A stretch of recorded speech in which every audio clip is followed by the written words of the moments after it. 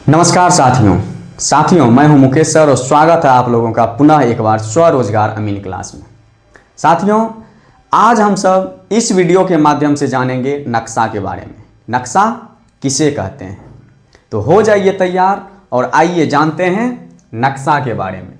साथियों, सर्वे सेटलमेंट के द्वारा एक बहुत बड़ा कागजात पर किसी गांव, कस्बे या नगर तथा जोत आबाद वाली जमीन का पैमाइश यानी मापी किसी निश्चित पैमाने पर शुद्ध कर उस कागजात पर मानचित्र अंकित कर दिया गया हो और सर्वे सेटलमेंट पदाधिकारी के द्वारा सत्यापित यानी प्रमाणित किया गया हो, उस पेपर या कागजात को नक्शा कहते हैं।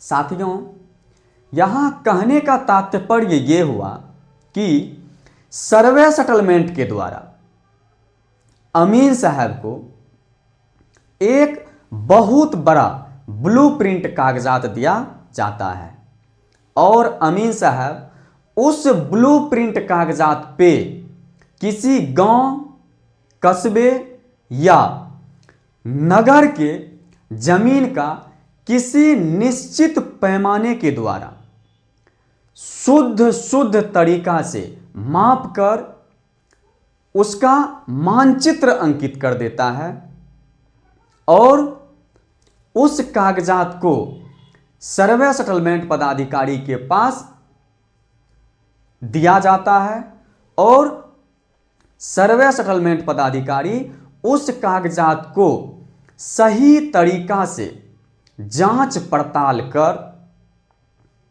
उसे प्रमाणित कर देता है यानी सत्यापित कर देता है। उसी कागजात को नक्शा कहते हैं।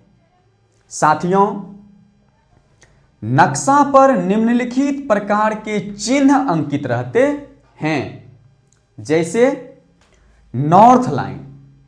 साथियों, नॉर्थ लाइन हम लोगों को नक्शा के दाहिने तरफ देखने के लिए मिलता है और यह दिशा को बताने का काम करता है।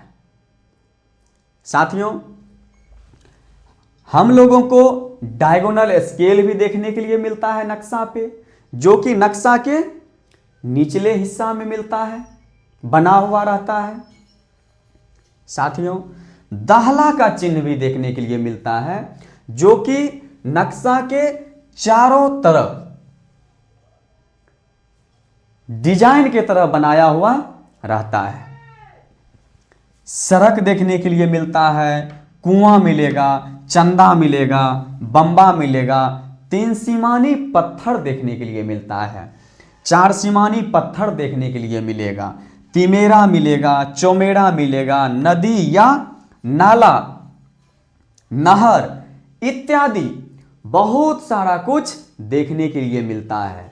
और साथियों, यह चिन्ह नक्शा एवं सरजमीन पर मुस्तकिल के काम में आता है। साथियों, मुस्तकिल कहने का यह मतलब हुआ कि जो गत वर्षों से यानी हमारे दादा परदादा के समय से आज तक अपने सही मुकाम पे कायम है, उसी को मुस्तकिल कहते हैं। और कभी भी अमीन साहब अगर पैमाइश का कार्यक्रम स्टार्ट करते हैं तो वही मुस्तकिल से पैमाइश शुरू किया जाता है। साथियों, नक्शा पे और बहुत सारा कुछ देखने के लिए मिलता है, जैसे हम लोगों को नक्शा पे चादर नंबर लिखा हुआ मिलेगा, मौजा का नाम लिखा हुआ मिलता है, थाना नंबर लिखा हुआ रहेगा और अंचल का नाम लिखा हुआ मिलेगा। वह नक्शा किस ईस्वी में तैयार किया गया है वह लिखा हुआ मिलता है और वह नक्शा CS नक्शा है या RS नक्शा है, वह भी लिखा हुआ रहता है। CS और RS कहने का यह मतलब हुआ साथियों, CS मतलब कैडेस्ट्रल सर्वे, यानी जो पहले सर्वे हुआ है, जिसे हम लोग पुराना नक्शा बोलते हैं।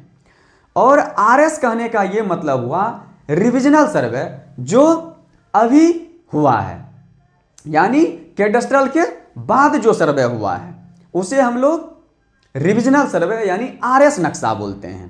साथियों, नक्शा पे हम लोगों को पैमाना भी दर्शाया हुआ मिलता है कि वो नक्शा जो तैयार किया गया है किस पैमाने पे तैयार किया गया है। 16 इंच के पैमाने पे तैयार किया गया है या 32 इंच के पैमाने पे तैयार किया गया है या 64 इंच के पैमाने पे तैयार किया गया है। साथियों, आज हम लोग इस वीडियो के माध्यम से नक्शा के बारे में जानकारी प्राप्त किए। अगर साथियों आप लोगों को यह जानकारी अच्छी लगी हो तो वीडियो को लाइक, शेयर और सब्सक्राइब जरूर कीजिएगा और कमेंट के माध्यम से बताइएगा। धन्यवाद साथियों, मिलते हैं अगले क्लास में।